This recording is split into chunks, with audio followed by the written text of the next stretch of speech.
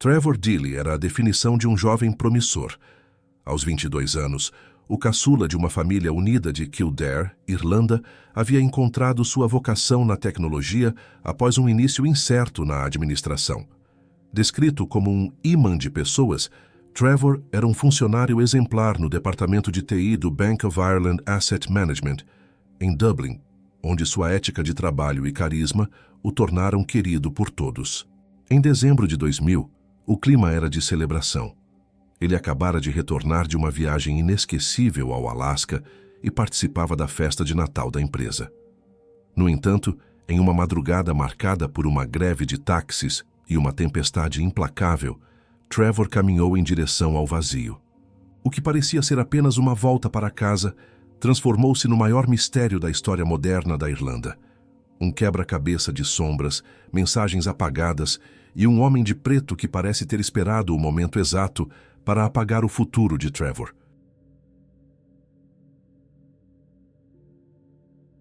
A noite de 7 de dezembro de 2000 começou com um tom festivo para os funcionários do Departamento de Gestão de Ativos do Bank of Ireland, que se reuniram no Hotel Hilton, localizado em Charlemont Place, para a tradicional celebração de Natal da empresa.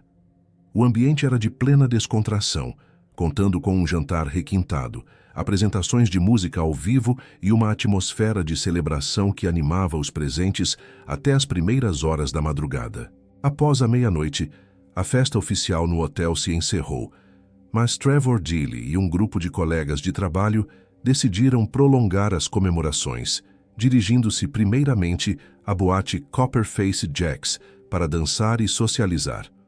Posteriormente, o grupo seguiu para o clube noturno Buck Whaley's, situado na Lower Leeson Street, onde continuaram aproveitando a noite. Durante todo o evento, o comportamento de Trevor foi descrito pelos amigos como alegre e sorglos, mantendo sua postura amigável de sempre. Testemunhas e colegas que estiveram com ele naquelas horas afirmaram categoricamente que Trevor consumiu pouquíssimo álcool, limitando-se a apenas 1 ou 2 cervejas durante toda a noite. Essa sobriedade era uma escolha consciente do jovem, que levava suas obrigações no banco muito a sério e desejava estar em plenas condições físicas e mentais para cumprir sua jornada de trabalho na manhã seguinte. No entanto, fatores externos e climáticos complicaram seu retorno planejado para casa. Dublin enfrentava uma greve geral de taxistas naquela madrugada específica, o que tornava a tarefa de conseguir qualquer transporte público ou privado praticamente impossível para quem estava nas ruas. Além da total escassez de veículos, a capital irlandesa era açoitada por uma tempestade severa, caracterizada por chuva torrencial e ventos de grande intensidade que dificultavam o deslocamento dos pedestres. Diante desse cenário adverso e da falta de opções, Trevor decidiu enfrentar as condições climáticas e realizar uma caminhada de aproximadamente 30 minutos até o bairro de Ballsbridge, onde ficava o prédio em que residia. Devido ao agravamento do mau tempo, ele optou por fazer um desvio estratégico e passar em seu escritório, localizado em Wilton Terrace, com o objetivo específico de buscar um guarda-chuva para se proteger antes de concluir o trajeto final até seu destino residencial. O primeiro sinal concreto de que algo estava errado ocorreu na manhã de sexta-feira, 8 de dezembro, quando Trevor não se apresentou ao seu posto de trabalho no horário habitual de 9h30.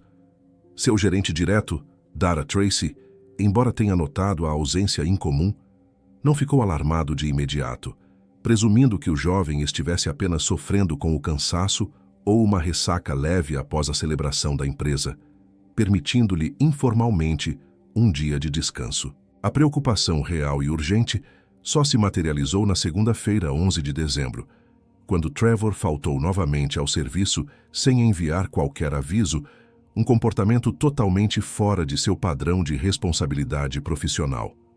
Diante do alerta oficial emitido pelo setor de recursos humanos da empresa, o pai de Trevor, Michael, deslocou-se imediatamente até o edifício onde o filho morava, o Renoir Complex, situado na Serpentine Avenue. Ao entrar no apartamento para realizar uma verificação pessoal, Michael encontrou um ambiente silencioso e perfeitamente organizado, sem qualquer indício visual de luta, confronto ou entrada forçada. As duas colegas que dividiam a moradia com ele, Niam e Sarah, não estavam presentes no local, pois haviam viajado durante o fim de semana para visitar seus próprios familiares e, por esse motivo, não puderam testemunhar se Trevor chegou a entrar no imóvel na madrugada de seu desaparecimento.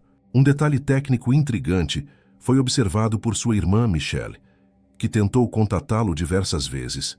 Ela notou que o celular de Trevor completava o sinal de toque antes de ser redirecionado para a caixa postal, o que sugeria para a família que o aparelho permaneceu ligado e operacional por um período de tempo considerável após o último contato visual na madrugada.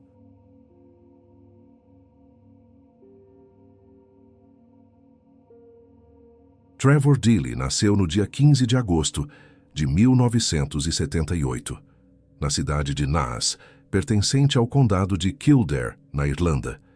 Ele era o filho mais novo do casal Michael e Anne Deely, tendo crescido em um ambiente familiar descrito como extremamente próximo, ao lado de seu irmão Mark e de suas duas irmãs, Michelle e Pamela.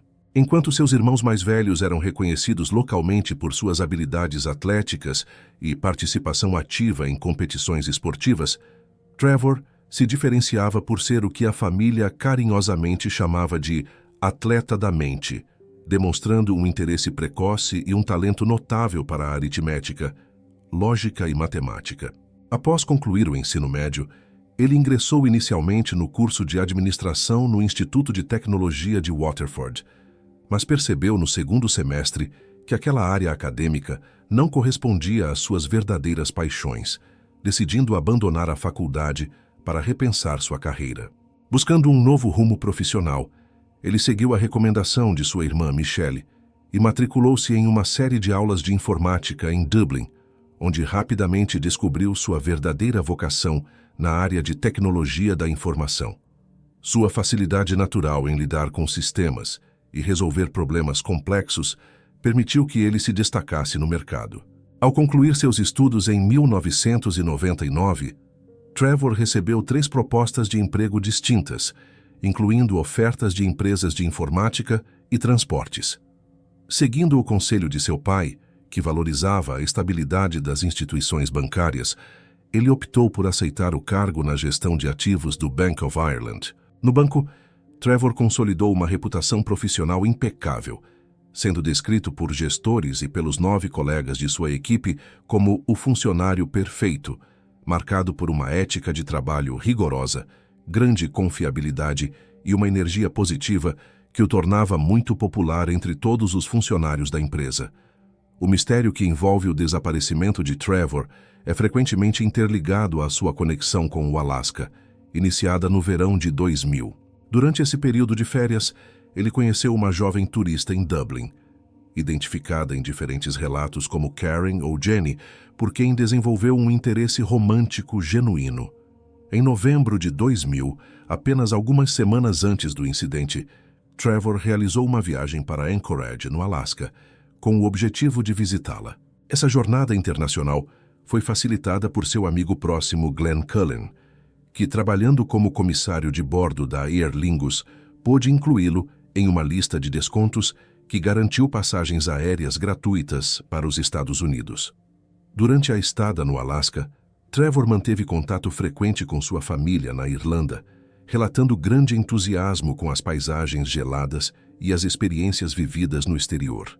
Contudo, a natureza exata de seus relacionamentos nos Estados Unidos tornou-se objeto de escrutínio policial. Seu pai encontrou registros de e-mails em que Trevor tentava marcar um encontro com outra jovem chamada Jane, que declinou o convite, alegando estar ocupada naquelas datas. Surgiram especulações e boatos infundados de que a viagem poderia estar encobrindo atividades obscuras, como lavagem de dinheiro, mas essas teorias foram minuciosamente investigadas pela polícia e pela família, sendo descartadas como um falso alarme após os detetives viajarem ao Alasca e interrogarem formalmente a garota em questão. Outro ponto de confusão reside nos planos conflitantes que Trevor apresentou ao retornar para casa no dia 5 de dezembro. Para seus pais, ele afirmou que permaneceria em Dublin no fim de semana de seu desaparecimento para finalizar as compras de Natal. Em contrapartida, para seus amigos Glenn e Conlet, ele mencionou a firme intenção de encontrá-los em sua cidade natal, Naas, para tomar bebidas em um bar local conhecido como Thomas Fletcher ou Flash Boys. Essa divergência de informações gerou uma lacuna na percepção de sua agenda para os dias 9 e 10 de dezembro, contribuindo para a incerteza inicial sobre seu paradeiro exato naquelas datas. As fases iniciais da investigação sobre o paradeiro de Trevor Deely foram conduzidas sob um clima de extrema urgência e mobilização comunitária em Dublin, refletindo o desespero da família em encontrar o jovem. Entre o mês de dezembro de 2000 e janeiro de 2001, a unidade aquática da polícia irlandesa, conhecida como Garda Water United, iniciou uma série de buscas subaquáticas exaustivas e repetitivas em condições climáticas adversas. Os mergulhadores concentraram seus esforços no Grand Canal e no rio Dodder, focando especificamente no trecho localizado entre a ponte da Baggot Street e a ponte da Leeson Street, locais por onde Trevor passaria em seu trajeto. Essas operações buscavam qualquer indício físico no leito dos canais, que pudesse confirmar a teoria inicial de que o jovem teria sofrido um afogamento acidental naquela noite de tempestade. Entretanto, conforme os dias passavam e as águas eram vasculhadas, essa linha de investigação perdia força considerável entre os detetives, uma vez que nenhum dos objetos pessoais que Trevor carregava, como sua carteira, o telefone celular ou o grande guarda-chuva do banco, foi recuperado nas águas. Simultaneamente a essas buscas, a cidade de Dublin estava sob um rigoroso protocolo de segurança devido à visita oficial do presidente dos Estados Unidos, Bill Clinton, marcada para o dia 12 de dezembro de 2000. Essa visita exigiu uma varredura massiva e meticulosa, conduzida pelo Serviço Secreto Americano em conjunto com a Garda, abrangendo bueiros, arbustos e áreas públicas ao longo das rotas diplomáticas próximas à embaixada. A família Deely expressou publicamente o temor de que essa limpeza profunda para a comitiva presidencial pudesse ter resultado no descarte acidental de evidências físicas cruciais que poderiam estar deixadas nas ruas ou lixeiras da região. Para garantir que o caso não fosse esquecido pela população, uma campanha de conscientização sem precedentes foi lançada pela família e amigos, resultando na distribuição de cerca de 100 mil panfletos em diversos formatos. Cartazes com a foto e os dados de Trevor foram afixados em quase todos os táxis de Dublin, e amigos da família passaram a utilizar camisetas personalizadas em grandes eventos esportivos, como partidas de rugby e futebol, para manter a busca viva na memória coletiva e pressionar as autoridades por respostas.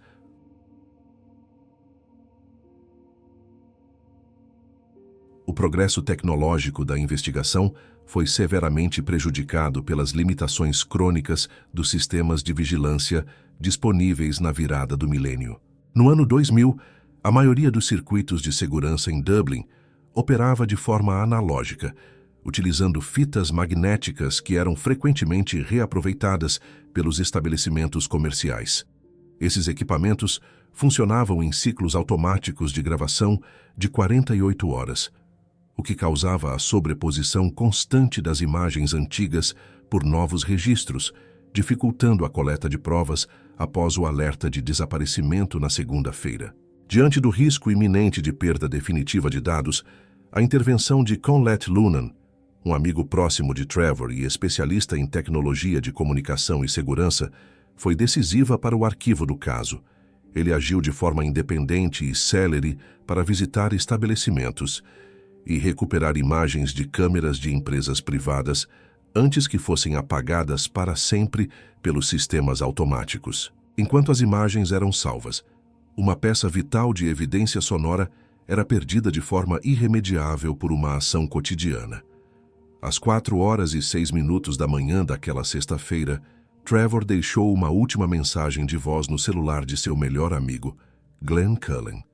Na gravação, Trevor utilizava um tom de voz tranquilo, para dizer que a noite tinha sido boa, que estava tudo bem e prometia ligar novamente no dia seguinte para conversarem com calma.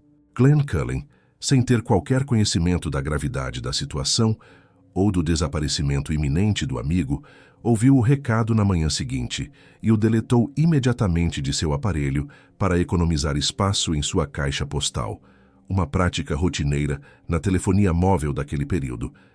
Essa mensagem apagada representava o último registro oficial da voz e do estado de espírito de Trevor Deely antes do mistério. Anos mais tarde, a polícia irlandesa foi alvo de duras críticas por parte da família e da opinião pública por não ter agido com a rapidez necessária para apreender o celular de Glenn ou tentar uma perícia de áudio profunda nos servidores centrais da operadora de telefonia, o que permitiu que essa evidência digital única desaparecesse sem uma análise técnica detalhada. A análise avançada das poucas fitas de segurança preservadas revelou a presença de uma figura enigmática que se tornou o ponto central de todas as teorias da investigação. As câmeras de monitoramento registraram um homem vestido inteiramente com roupas escuras, esperando do lado de fora do Bank of Ireland desde as 3h05 da madrugada. Este indivíduo permaneceu estrategicamente escondido atrás de uma coluna de segurança no portão 1 do edifício por cerca de 30 minutos, suportando a chuva torrencial sem apresentar qualquer justificativa plausível para sua permanência naquele local específico em um horário tão tardio. Às 3h35 da madrugada, no momento exato em que Trevor se aproximava do portão 2 para entrar em seu escritório e pegar o guarda-chuva, o homem saiu das sombras para abordá-lo diretamente. Os dois mantiveram uma conversa rápida que durou aproximadamente 2 minutos antes de Trevor ser autorizado a entrar no prédio pela equipe de segurança. Somente muitos anos depois, em abril de 2017, após perícias digitais de alta tecnologia realizadas por uma empresa especializada no Reino Unido, confirmou-se um detalhe perturbador que mudou o rumo das suspeitas.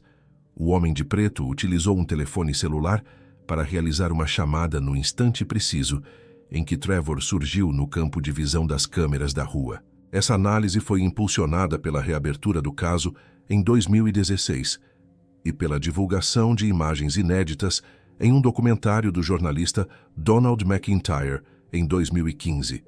Além disso, as imagens processadas e remasterizadas mostraram a presença de outros 2 homens vestidos com roupas escuras que apareceram nas sombras próximas ao portão enquanto Trevor estava no interior do escritório.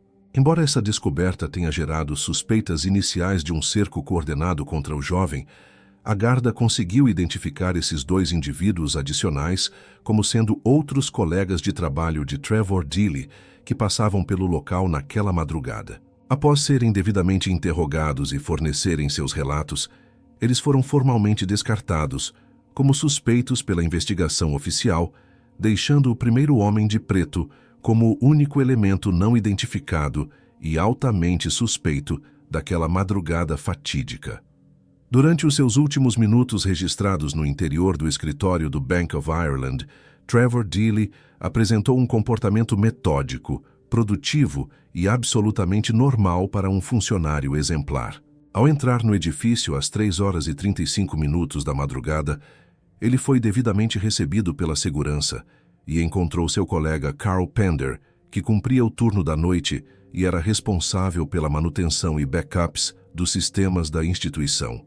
Trevor, demonstrando sua habitual cordialidade e energia positiva, convidou Carl para tomarem juntos uma xícara de chá ou café na cozinha do escritório para se aquecerem da tempestade. Como Carl estava ocupado finalizando uma tarefa técnica importante naquele momento, Trevor sentou-se em sua própria mesa de trabalho e acessou seu computador terminal. Os registros digitais internos do banco comprovam que, durante esse pequeno intervalo de espera, Trevor verificou seus e-mails profissionais e enviou uma mensagem para sua própria conta contendo uma lista detalhada das tarefas administrativas que pretendia realizar no expediente formal do dia seguinte. Carl Pender relatou detalhadamente aos investigadores que Trevor não apresentava qualquer sinal visível de embriaguez ou desorientação. Ele foi descrito como um jovem de mente estável, perfeitamente coerente e com todo o seu raciocínio lógico preservado. Os dois colegas eventualmente passaram cerca de 10 minutos conversando sobre trivialidades cotidianas e detalhes da festa de Natal da empresa, enquanto compartilhavam as bebidas quentes para espantar o frio. Às 4h03 da manhã, Trevor encerrou a breve interação social e decidiu retomar seu caminho final para casa. Ele pegou um guarda-chuva grande, preto e distintivo pertencente ao Bank of Ireland, para se proteger da tempestade que ainda castigava as ruas de Dublin, e saiu do prédio pelos portões de segurança. Esta foi a última vez que Trevor foi visto com vida por alguém de seu círculo pessoal de convivência, saindo para a rua com o objetivo claro de descansar em seu apartamento, sem demonstrar ou mencionar ao colega qualquer tipo de preocupação sobre o homem estranho que o havia abordado minutos antes, do lado de fora do portão. A análise técnica das imagens de vigilância externa revelou um ponto crucial e definitivo na cronologia do desaparecimento de Trevor Deely, situando seus últimos passos conhecidos em uma via movimentada de Dublin. Às 4h14 da manhã daquela sexta-feira fatídica, o jovem foi capturado pelas lentes de uma câmera de segurança pertencente a um caixa eletrônico do Allied Irish Banks, localizado na esquina da Haddington Road com a Baggot Street Bridge. Naquelas imagens granuladas, Trevor é visto caminhando sob o abrigo de um grande guarda-chuva preto, seguindo na direção exata de seu apartamento em Ballsbridge. O registro visual permitiu determinar que ele estava a apenas 15 minutos de caminhada de sua residência quando a filmagem foi feita. No entanto, a gravação revelou um detalhe perturbador que mudou o foco da investigação policial. Exatos 30 segundos após a passagem de Trevor pelo campo de visão da câmera, um homem vestido inteiramente com roupas escuras aparece nas imagens, seguindo rigorosamente na mesma direção e ritmo do jovem. Pouco tempo depois, decorridos mais 35 segundos, um casal também é visto atravessando o mesmo local. Quando localizados e interrogados pelos investigadores, o homem e a mulher relataram que a caminhada foi extremamente difícil devido à escuridão da via e à chuva torrencial que caía naquele momento. A mulher do casal afirmou categoricamente que não percebeu a presença de Trevor ou do homem que o seguia à sua frente, justificando que ambos estavam muito concentrados em segurar o guarda-chuva contra o vento forte para conseguirem chegar em casa. Esta sequência de quadros tornou-se a última aparição conhecida e confirmada de Trevor Deely, antes de seu completo sumiço.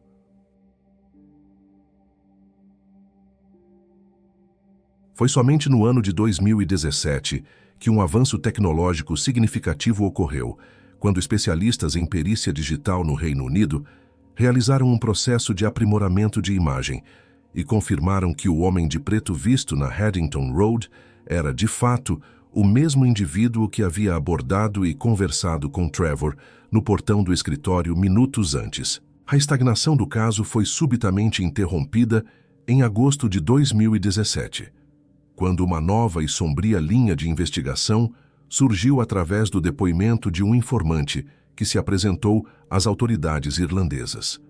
Segundo esse relato, Trevor Deely não teria desaparecido por vontade própria ou sofrido um acidente, mas teria sido vítima de um crime violento cometido por um criminoso de alta periculosidade vinculado ao subúrbio de Crumlin, em Dublin.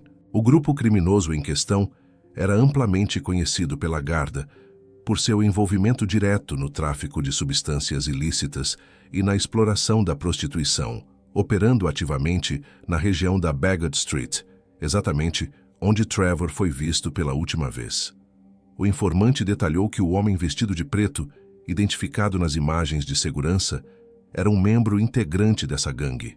Naquela madrugada de tempestade, o suspeito teria abordado Trevor com o objetivo de intimidá-lo ou recrutá-lo para facilitar o acesso às instalações do Bank of Ireland, possivelmente visando a realização de um roubo de grandes proporções.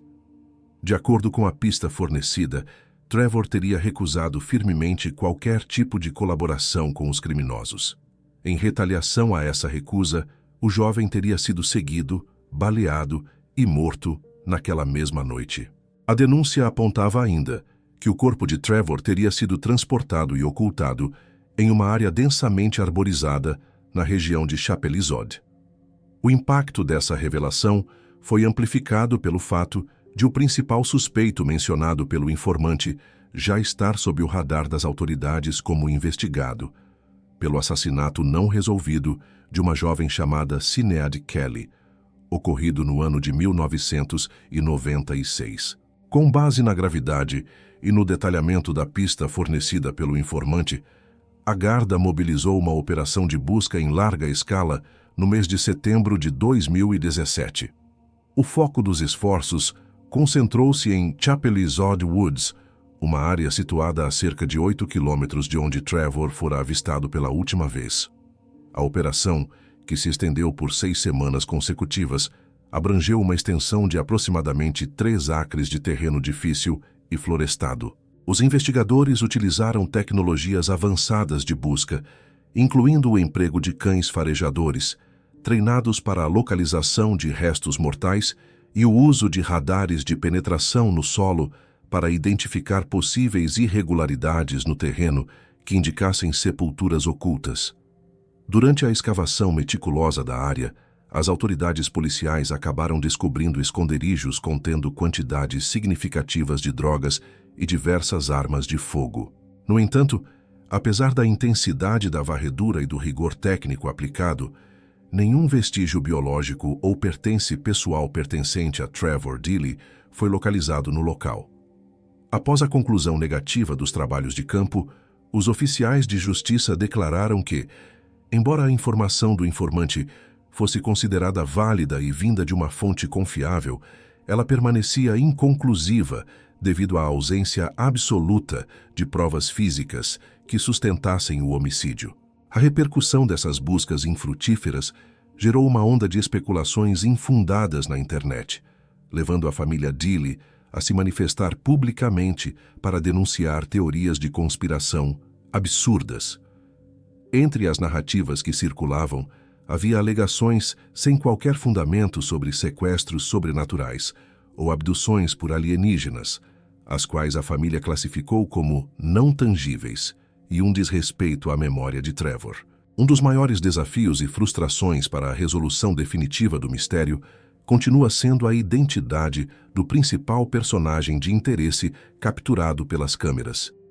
Apesar dos inúmeros apelos públicos feitos pela família e pelas autoridades ao longo de mais de 2 décadas, e da ampla divulgação das imagens remasterizadas digitalmente no Reino Unido, o Homem de Preto jamais se apresentou para prestar esclarecimentos ou ser eliminado da lista de suspeitos. A Garda mantém este indivíduo sob uma classificação de suspeito ativo, considerando que sua recusa em colaborar com a investigação reforça as dúvidas sobre suas intenções naquela madrugada.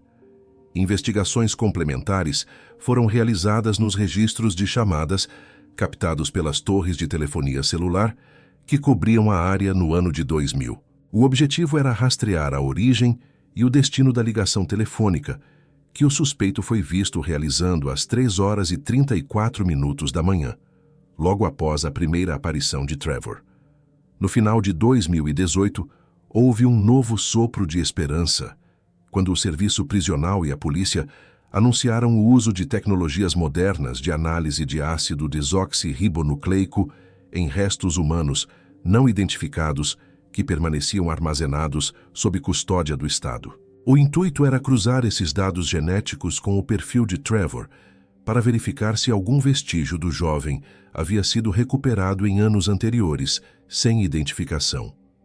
Atualmente, o caso permanece tecnicamente aberto e classificado como uma investigação ativa. A polícia continua revisando periodicamente os perfis de criminosos conhecidos que atuavam nos arredores da Baggot Street e da Wilton Terrace no período do desaparecimento, buscando qualquer conexão que possa finalmente levar ao paradeiro de Trevor Deely ou fornecer o encerramento necessário para sua família. A persistência na busca por respostas levou ao oferecimento de uma recompensa financeira significativa, totalizando 100 mil euros para qualquer pessoa que forneça informações capazes de revelar o paradeiro de Trevor ou solucionar definitivamente o crime.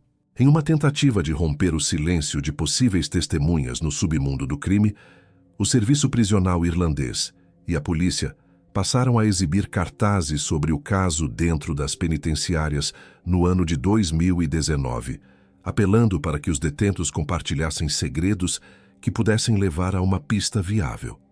Outras parcerias criativas foram estabelecidas para manter a imagem da vítima na consciência do público, como a colaboração com a empresa Deliveroo, que imprimiu o rosto de Trevor em sacolas de entrega de comida para garantir que o caso continuasse sendo discutido pela sociedade. Ao marcar o 25º aniversário do desaparecimento em dezembro de 2025, a família realizou um novo e doloroso apelo emocional, descrevendo a situação como um pesadelo interminável que ainda aflige a todos. Mark Deely, o irmão de Trevor, reforçou em 2026 que o objetivo principal da família não é a vingança contra eventuais culpados, mas sim o direito humanitário de descobrir a verdade e trazer Trevor de volta para casa para lhe dar um enterro digno. Apesar de décadas de esforços contínuos, a justiça irlandesa nunca realizou condenações ou julgamentos formais relacionados ao desaparecimento, uma vez que nenhum corpo foi localizado e nenhuma arma do crime foi recuperada nos 25 anos de investigação. Oficialmente, a Garda mantém a classificação do arquivo como de uma pessoa desaparecida, mas na prática, os investigadores tratam o caso com o mesmo rigor e seriedade de uma investigação de homicídio ativa, nunca abandonando oficialmente a busca por evidências. A linha de raciocínio mais robusta seguida pelas autoridades atualmente sugere que Trevor pode ter testemunhado involuntariamente uma prática ilegal centrada em atividades criminosas de gangues locais ou possuído algum conhecimento proibido, o que o teria tornado um alvo de sequestro e morte. Caso ainda estivesse vivo, o jovem estaria completando 48 anos de idade em agosto de 2026. O desfecho temporário deste mistério encerra-se como um dos maiores fracassos da justiça em fornecer respostas, sendo ao mesmo tempo um dos maiores exemplos de dedicação na perícia digital e na preservação de evidências tecnológicas na história da Irlanda.